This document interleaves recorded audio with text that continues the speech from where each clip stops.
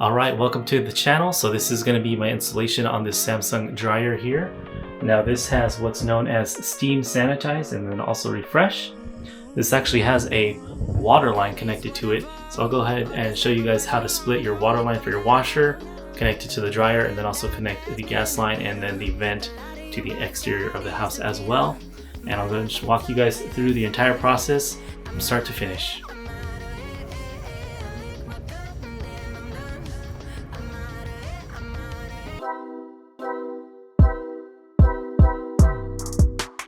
Alright, so here's my 90-degree elbow. This is my natural gas line coming out through the wall. I'm just going to go ahead and give this a quick clean. Now I previously had a 3/8 inch flare valve connected to this, no shutoff valve, so that's what I'm taking care of now. And while I'm at it, I'm going to go ahead and convert to a 1/2 inch line because that's what's recommended in the user manual for the new washer and dryer setup that I got. So you can either use some Teflon tape, make sure you use the yellow. I'm going to use pipe sealant. Now this is white. Color does not really matter. What matters is that it says gas on here. So it does say that it's regulated for up to 2000 psi of natural gases. And yeah, that should be plenty more than enough. So here's my new shutoff valve. As you can see, it's just a quarter turn.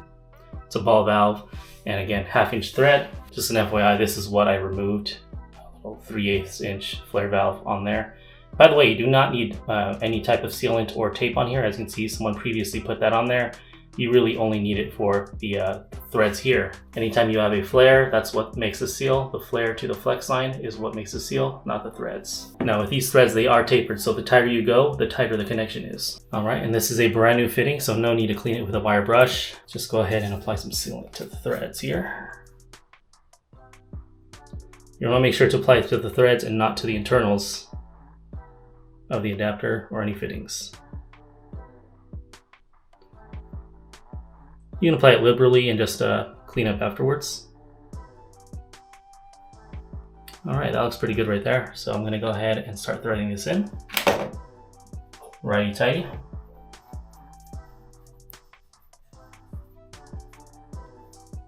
As you can see, the tighter I go, the harder it is to spin. By the way, with the pliers wrench, I'm not applying a whole lot of force, just enough to make sure that this does not bend as I spin this.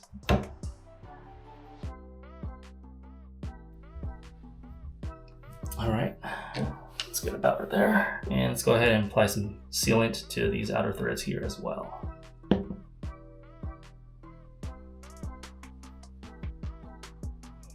Again, this is gonna look very messy, but I promise you I will clean it up afterwards. All right, so let's go ahead and thread this on, just making sure that I have enough clearance. I'm gonna go ahead and turn this in the opposition so it doesn't scratch the wall here.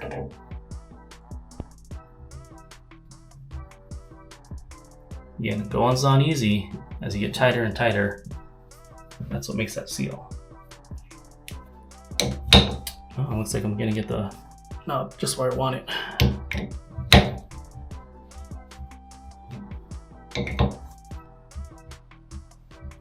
Alright, right there is good.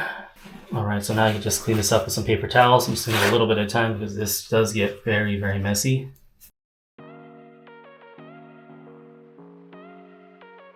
By the way, if you're not confident in doing any of this, call a licensed plumber because this is natural gas, something that you really don't want to play around with.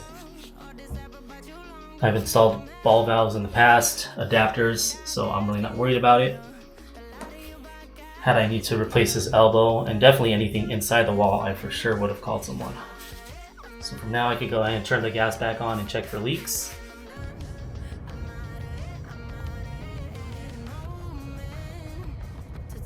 Alright, so I've got my bubbly soapy water here. Let's go ahead and spray this down.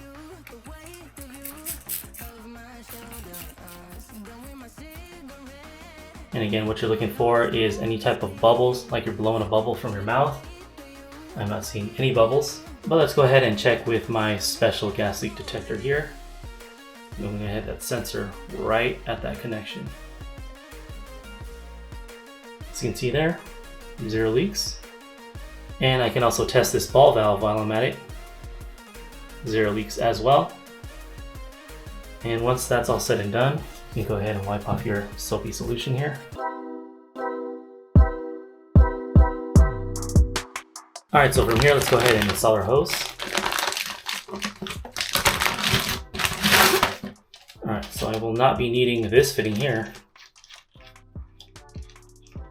And by the way, this fitting here is if you wouldn't have that ball valve there, you would just have the male thread sticking out, male to female, and it would fit on just like that. All right, and again, when you're dealing with flare connections, female and male, that is what makes that natural gas connection. You do not need any thread tape, no thread sealant.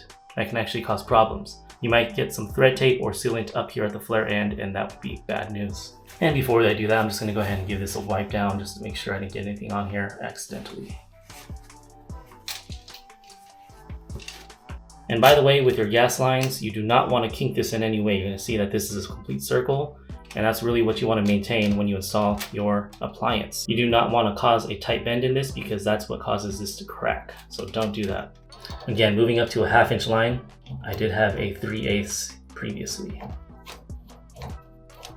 And you can move this any way you need. I'm just gonna keep this directly in line with the wall, perpendicular. All right, now I'm just grabbing a hold of this ball valve just to make sure it doesn't spin any further than it should. Let's go and tighten this down. This is gonna be a challenge. I'm actually gonna hold this with my foot. Just make sure it doesn't spin.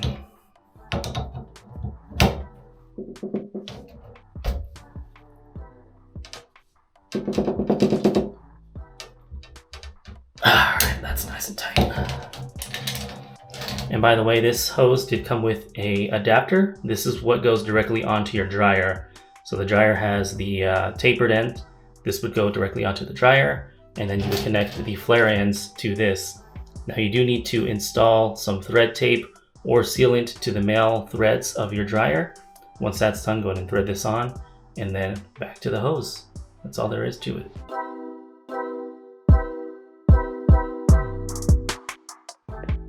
Alright, so I got the new caulking installed.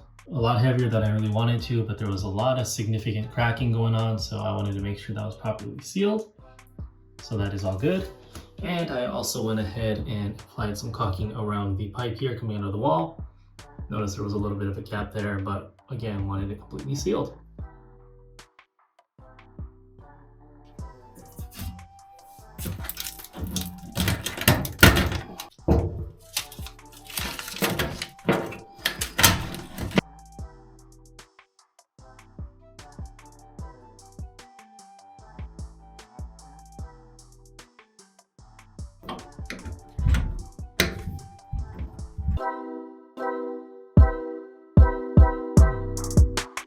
So this is your gas line hookup, and that's where this adapter right here goes.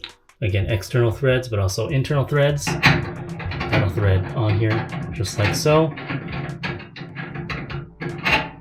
So let's go ahead and apply some thread sealant here.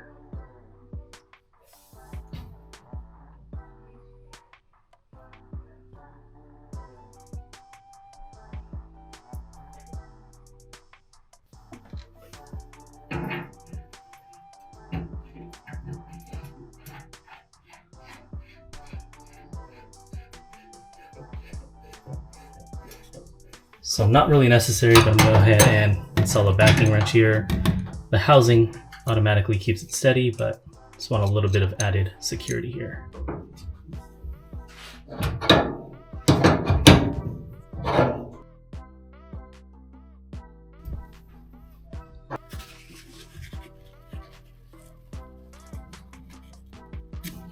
There we go, nice and clean. So this is a dryer hose right here. It kind of goes a nice spiral here. I tuck this in a little bit further, but should be good just like that.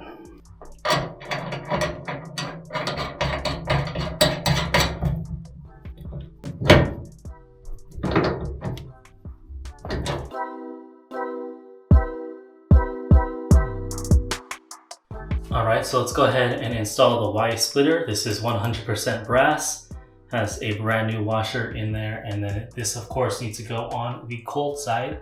Good thing about this is that it has a rotatable threaded piece, so I can rotate this as needed and route it away from the hot line here.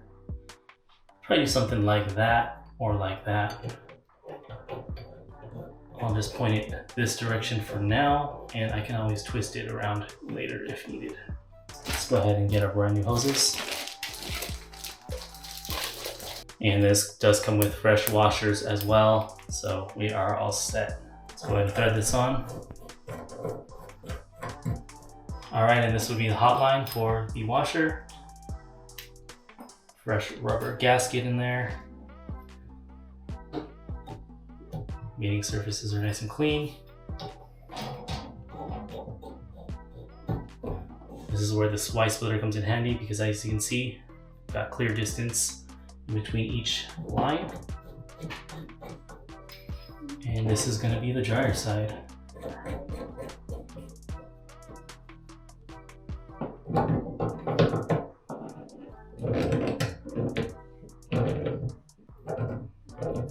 And this is where the water inlet is. Now there is a little bit of tab here. It looks like you're supposed to pull this out. That's actually a filter, so that should stay there. Grab your cold end here, put a new rubber gasket in. No pipe sealant, just make sure the mating surfaces are all clean.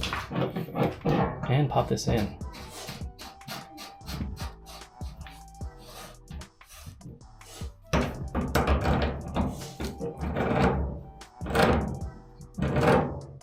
Just as long as it makes a nice connection, and we're all good. All right, so that is your dryer connection. You got your water, you got your vent hose connected and taped, and then you got your gas line connected there. Now we're just ready for the washer with the hot and cold lines, and then plug everything in. All right, the moment of truth, I'm just gonna go ahead and turn this gas line on.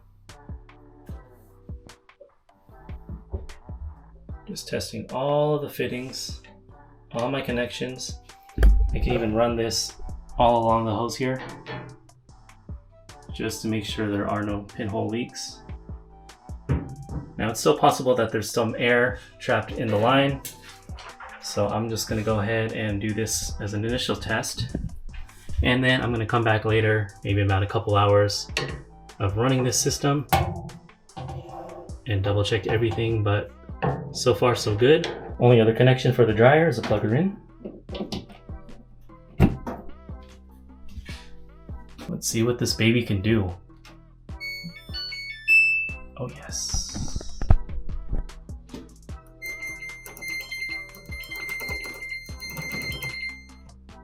That's so nice. Touch sensitive buttons, that's awesome.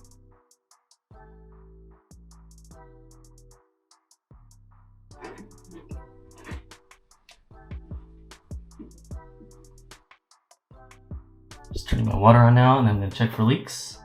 I'm just going to go ahead and feel around and just make sure I have no moisture coming out of any of these connections.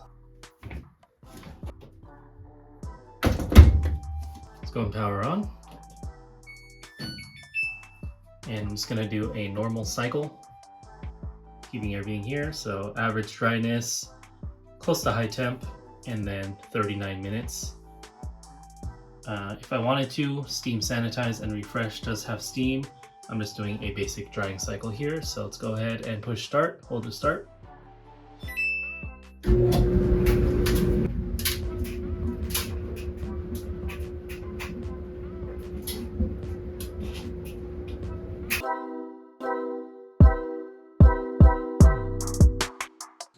Alright, so it's been exactly 2 weeks since I installed this dryer. Let's go ahead and check for any leaks.